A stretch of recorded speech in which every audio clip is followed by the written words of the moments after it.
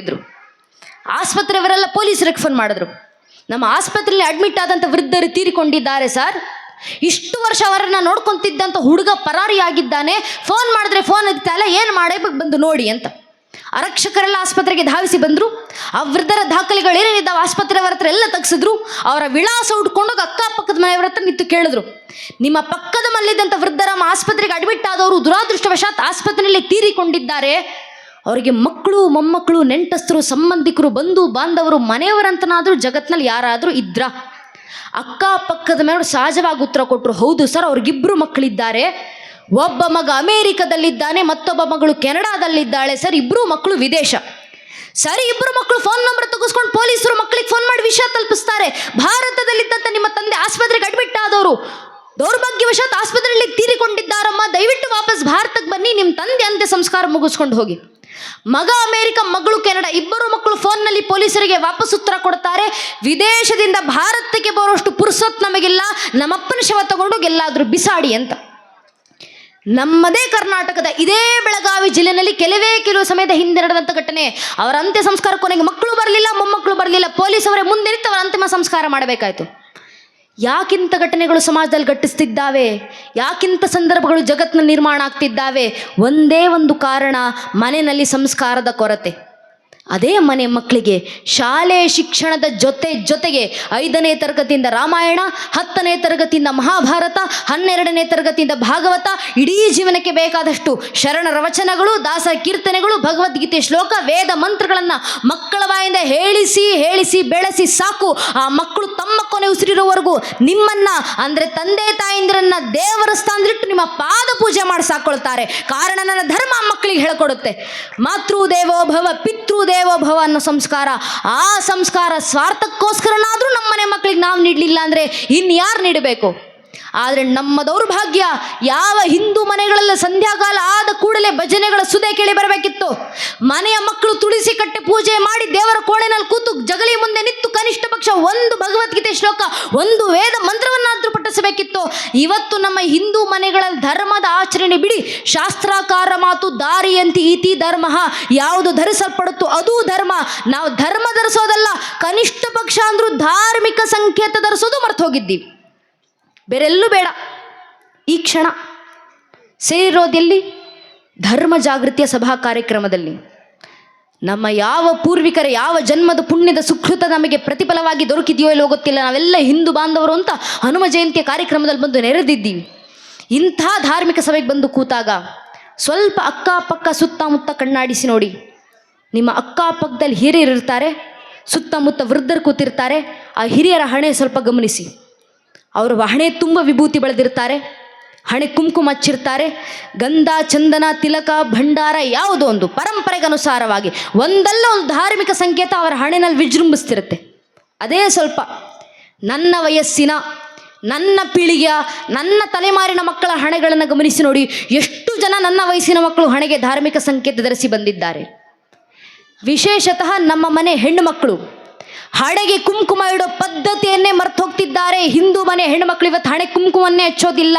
ಅಮ್ಮ ಅಂದರೆ ಒಂದು ಕಪ್ಪು ಚುಕ್ಕಿ ತಗೊಂಡು ಹಣೆಗೆ ಇಟ್ಕೊಳ್ತಾರೋ, ಸಣ್ಣ ಕಪ್ಪು ಬೊಟ್ಟು. ತಪ್ಪು ನಮ್ಮನೆ ಹೆಣ್ಣುಮಕ್ಕಳದಲ್ಲವೇ ಅಲ್ಲ. ಏನಕ್ಕೆ ಹಣೆ ಕುಂಕುಮ ಇಡಬೇಕು ಅಂತ ಹೇಳ್ಕೊಡದೇ ಇರುವಂಥ ಮನೆ ಪೋಷಕರ ತಪ್ಪು, ಮನೆ ಹಿರಿಯರ ತಪ್ಪು. ನಮ್ಮನೆ ಹೆಣ್ಣುಮಕ್ಳಿಗೆ ಹೇಳ್ಕೊಡ್ಬೇಕು, ನಾವು ಏನಕ್ಕಮ್ಮ ಹಣೆ ಕುಂಕುಮ? ಕಾಟಾಚಾರ ಕಚ್ಚೋದಲ್ಲ. ಮಾರ್ಕಂಡ ಋಷಿಮುನಿಗಳು ದೇವಿ ಭಾಗವತದಲ್ಲಿ ಬರೀತಾರೆ, ಶುಂಭನಿ ಶುಂಭ ಎಂಬ ಇಬ್ಬರು ರಾಕ್ಷಸರು ತಾಯಿ ಜಗನ್ಮಾತೆಯನ್ನು ಕೆಟ್ಟ ದೃಷ್ಟಿಯಿಂದ ನೋಡಿದಾಗ ತಾಯಿ ಜಗನ್ಮಾತೆ ಖುದ್ದು ಕ್ರೋಧಿತರಾಗಿ ಶಾಂಭವಿ ಅವತಾರನ ತಾಳಿ ನಿಂತು ಶುಂಭನಿ ಶುಂಭರ ಸಂಹಾರವನ್ನು ಮಾಡಿ ಆ ರಾಕ್ಷಸ ರಕ್ತವನ್ನು ತೆಗೆದುಕೊಂಡು ತಾಯಿ ಜಗನ್ಮಾತೆ ತನ್ನ ಹಣೆಗಚ್ಕೊಂಡ್ರಂತೆ. ಅದರ ಸಂಕೇತವಾಗಿ ನಮ್ಮನೆ ಹೆಣ್ಮಕ್ಳು ಇವತ್ತಿಗೂ ಹಣೆ ಕುಂಕುಮ ಇಡುತ್ತಾರೆ. ಯಾಕೆ? ಎದುರಿಗೆ ಬರುವಂಥ ಪುರುಷರಿಗೆ ಎಚ್ಚರಿಕೆಯನ್ನು ಕೊಡಲಿಕ್ಕೆ. ಒಂದು, ನಿನ್ನ ತಾಯಿ ಸ್ಥಾನದಲ್ಲಿ ಜಗನ್ಮಾತೆ ಸ್ಥಾನದಲ್ಲಿಟ್ಟು ಆರಾಧಿಸು, ಗೌರವಿಸಿ ನೋಡು. ಅಕಸ್ಮಾತ್ ಕೆಟ್ಟ ದೃಷ್ಟಿಯಿಂದ ನೋಡಿದ್ರೆ ಶುಂಭನಿ ಶುಂಭರಿಗೆ ಬಂದ ಪರಿಸ್ಥಿತಿನೇ ನಿನಗೂ ಬರೋದು ಅಂತ ಎಚ್ಚರಿಕೆ ಗಂಟೆ ಕೊಡ್ಲಿಕ್ಕೆ ಹಿಂದೂ ಧರ್ಮದ ಒಬ್ಬೊಬ್ಬ ಹಿಂದೂ ಹೆಣ್ಮಗಳು ಜೀವಂತ ದುರ್ಗೆ ಅಂತ ಹಣೆಗೆ ಕುಂಕುಮ ಇಟ್ಟು ಓಡಾಡಬೇಕಂತ ಹಿರಿಯರು ಹಾಕಿಕೊಟ್ಟದಂತ ಪದ್ಧತಿ, ಪರಂಪರೆ.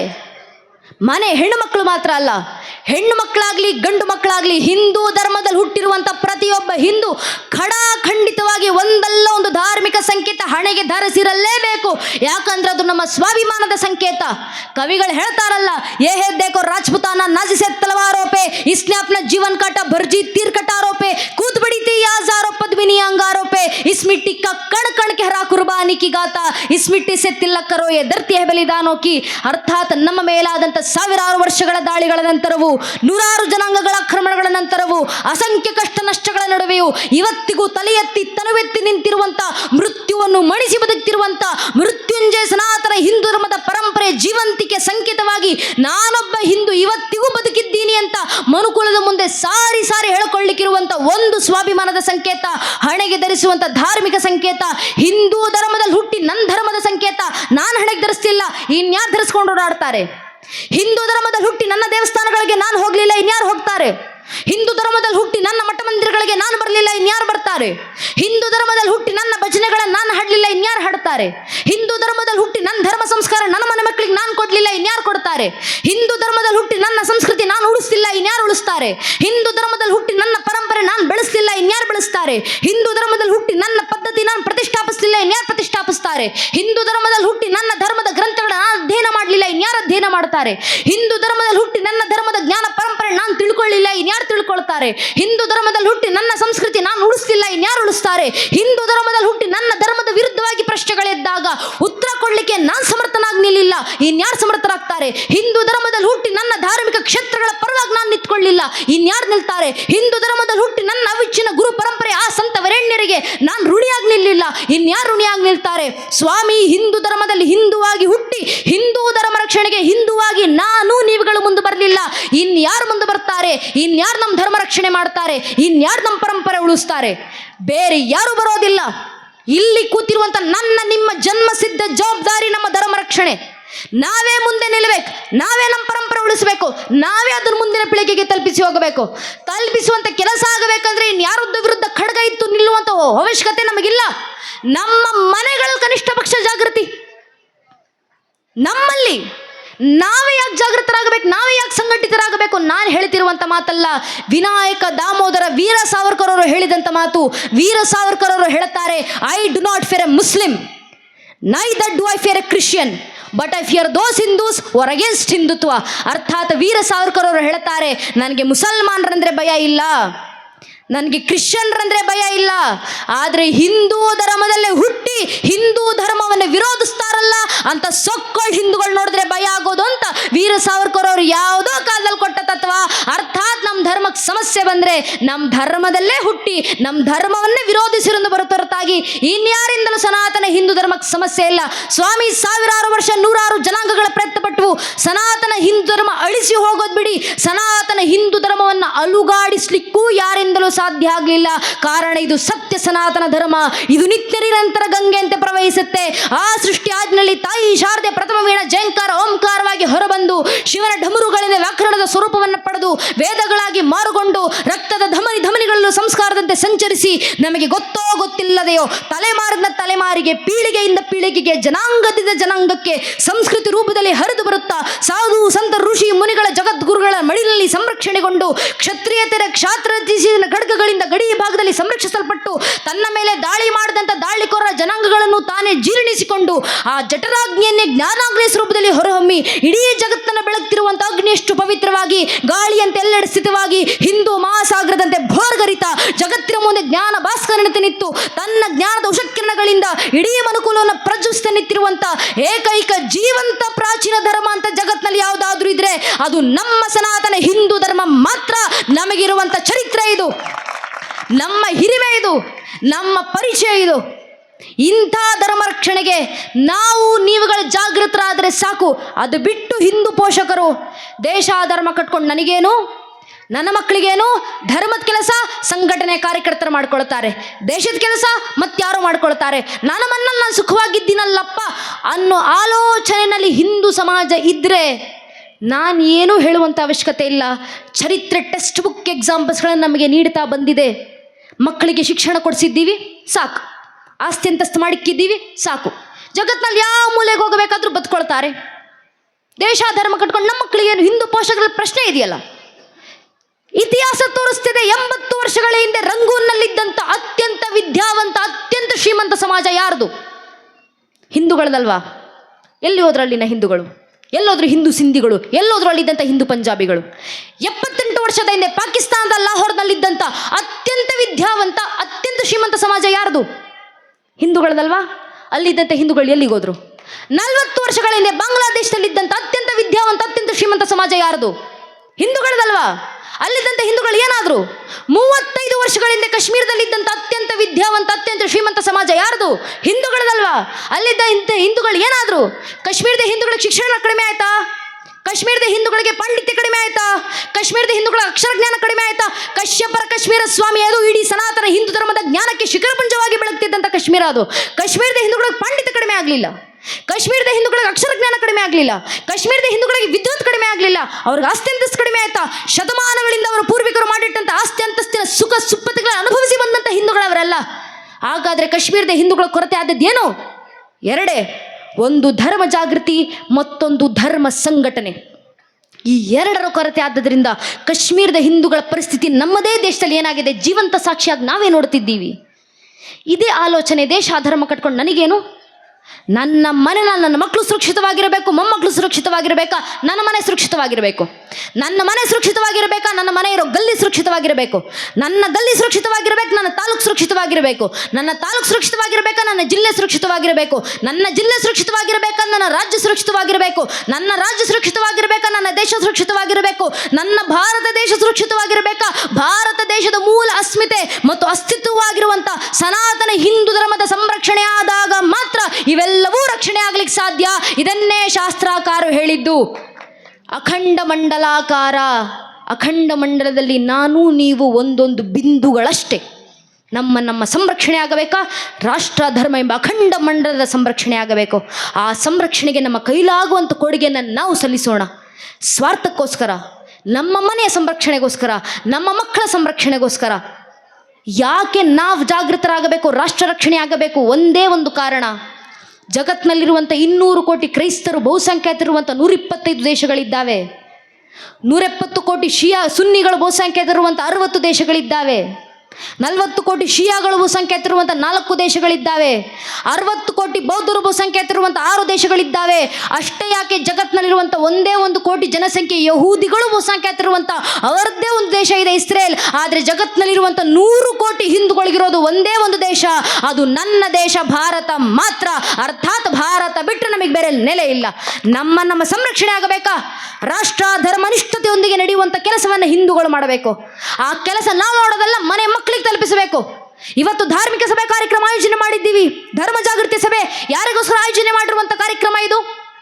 ನನಗೋಸ್ಕರವೂ ಅಲ್ಲ, ನಿಮಗೋಸ್ಕರವೂ ಅಲ್ಲ, ನಿಮ್ಮ ಜೊತೆಗೆ ಕರ್ಕೊಂಡು ಬಂದು ಕೂರಿಸಿದ್ದಿರಲ್ಲ 6-7 ವರ್ಷದ ಪುಟ್ಟ ಮಕ್ಕಳು, ಆ ಮಕ್ಕಳಿಗೋಸ್ಕರ ಮಾಡ್ತಿರುವಂಥ ಕಾರ್ಯಕ್ರಮ ಇದು. ಆ ತಲೆಮಾರಿಗೋಸ್ಕರ ಮಾಡ್ತಿರುವಂಥ ಧರ್ಮದ ಕೆಲಸ ಇದು.